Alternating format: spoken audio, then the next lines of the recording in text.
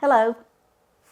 Well, once again, it's Thursday, and that means it's my Weight Watchers weigh-in day.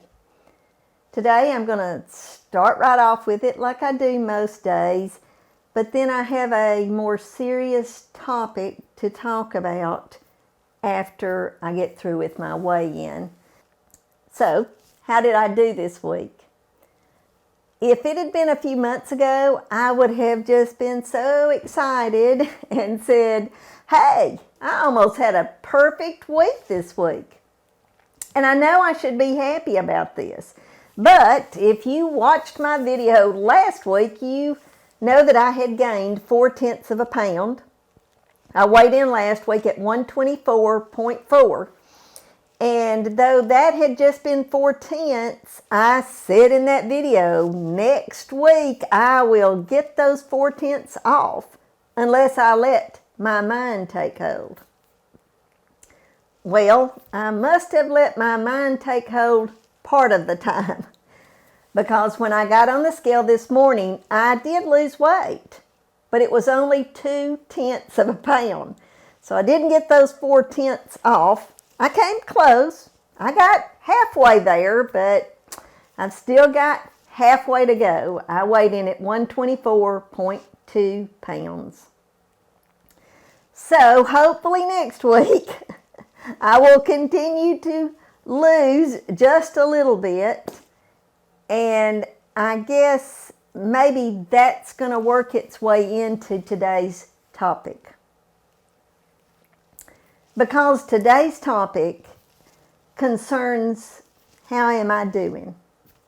How am I coping with the new normal that our family has had to face this year? Some days I do great. I still think about it every single day, but I'm not sad every single day. But then some days, like yesterday, I'm sad quite a bit of the time.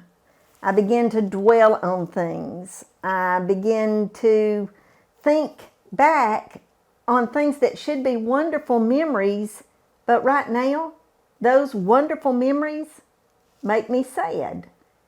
And I guess the only way that I can explain it is I know with Moose, who was Papa's brother, we won't have any more memories. Our memories stopped on January the 26th. With Moose, anyway. So that's sort of what makes me sad. This week, I seem to be more sad than normal, and it wasn't until yesterday that I finally realized why that may be. Because you see, last Sunday, on March the 26th, it had been 2 months since Moose made his way to heaven and left us down here without him. So I think that probably somewhere in my subconscious, I was thinking about that, and I was a little more sad. But for the most part, I'm still happy. No, that's not the word to use. I'm still okay with what I'm having to work through.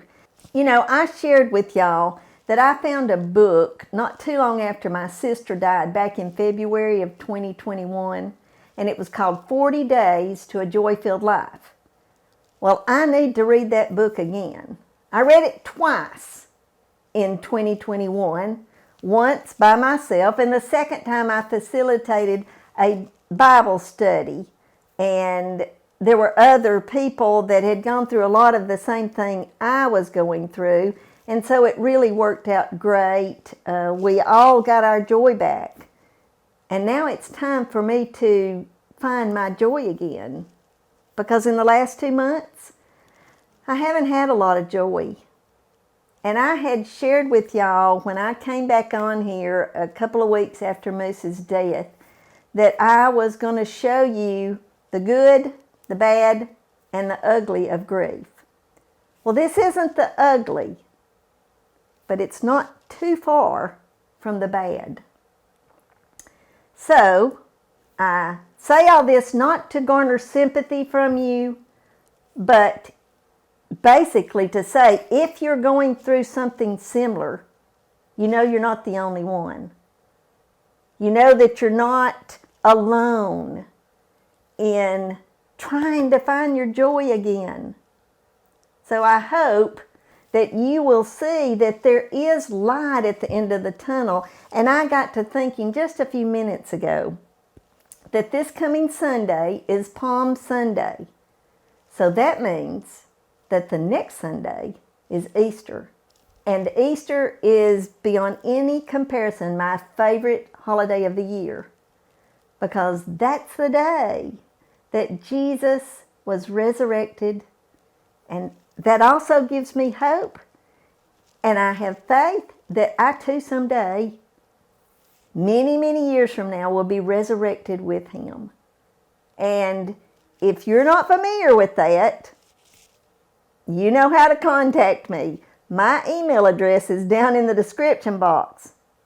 So either leave a comment and ask me to share with you, but I would rather do it through email or through regular mail. And I hope that you have a wonderful week this week. Stay true to whatever plan you're on. I'm going to try my best to. God bless each and every one of you. Goodbye.